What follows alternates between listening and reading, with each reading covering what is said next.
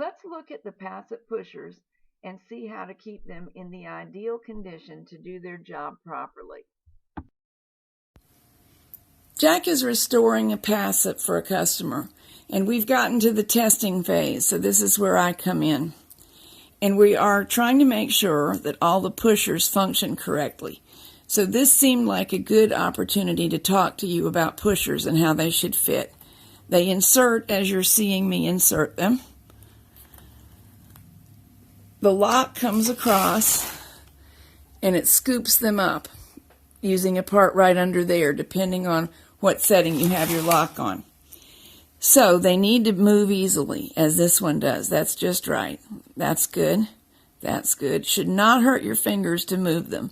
If they get old and gunked up, it does. So you'll know that's too tight.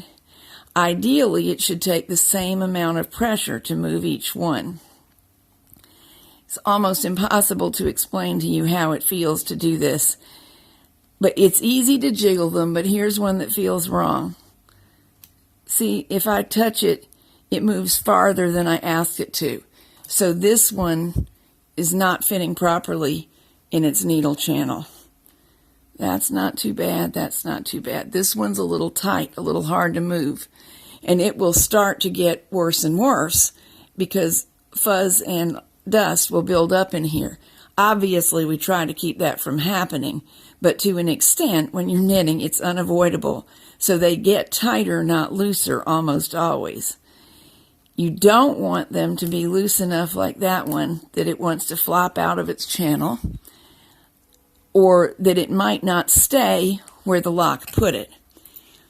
Classically, what we do about pushers that are not quite right, and these all look to the naked eye so close to the same. I'm going to try to hold them up where you can get a look. They have quite a subtle shape. They are not just sticks. Ah, there's a look.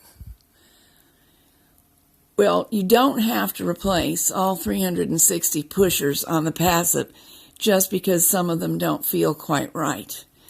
These are all spotlessly clean, so I know that's not the problem. But if yours start to feel stiff, it may be that just cleaning them off will do the trick.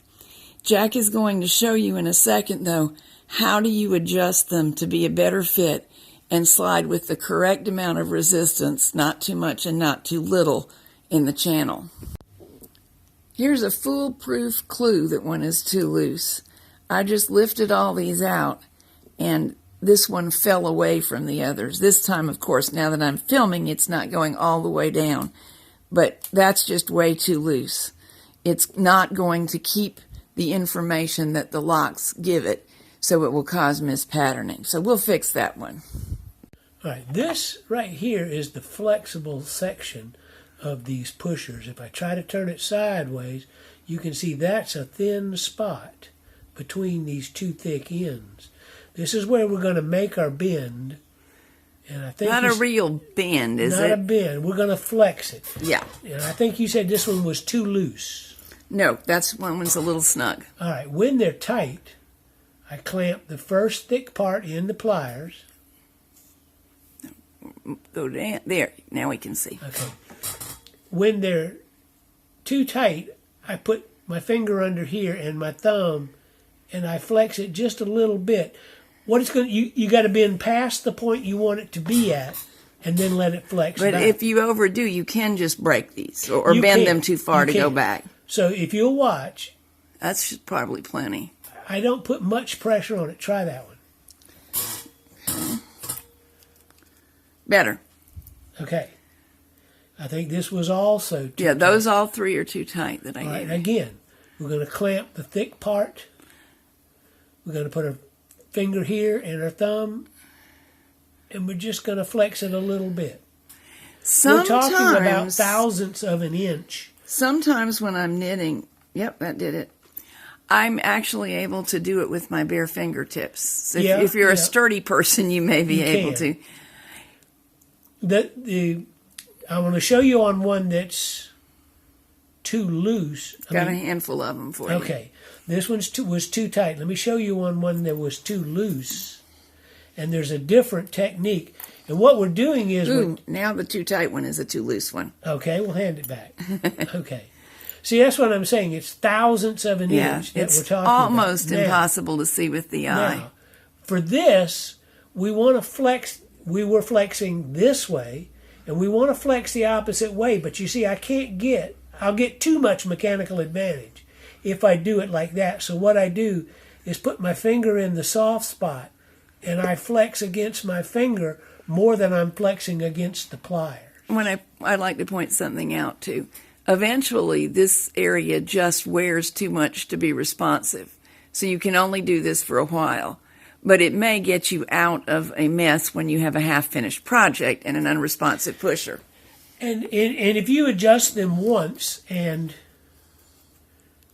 they work, then you're good to go for a while. Yeah, they usually... All right, here, am I in the camera? Here you are. Yep, Okay. You're good.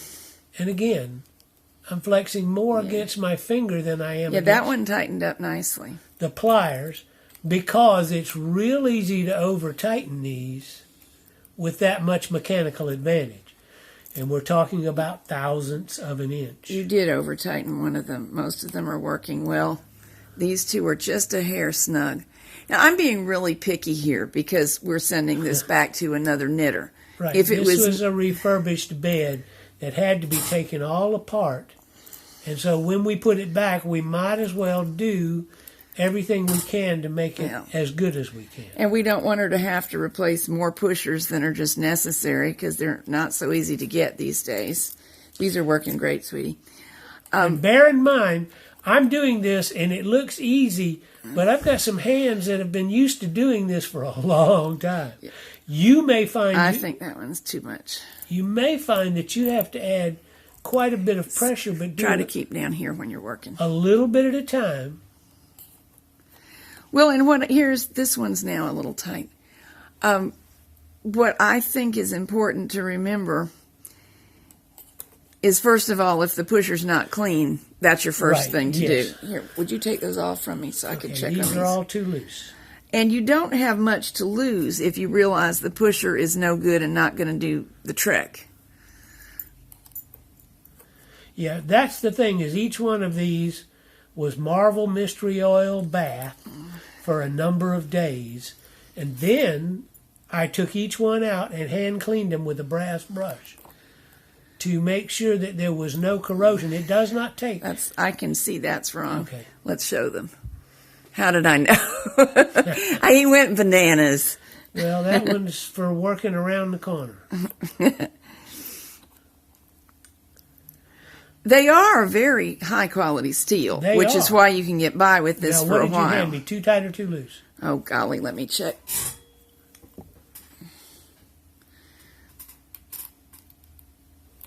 You know, this is kind of weird, but I'm getting to be able to tell by looking. I thought I never would. You pretty well can. But it is a fine adjustment. This one's too tight. Try these two. So now we don't want to keep doing this to the point of boring you, but this is a way to salvage a pusher that is wearing, and one way that they get bent is if the lock jams too much resistance. So after you've had such a thing, you'll have to look for this to be a problem. Think that's all we need to tell them? I think so.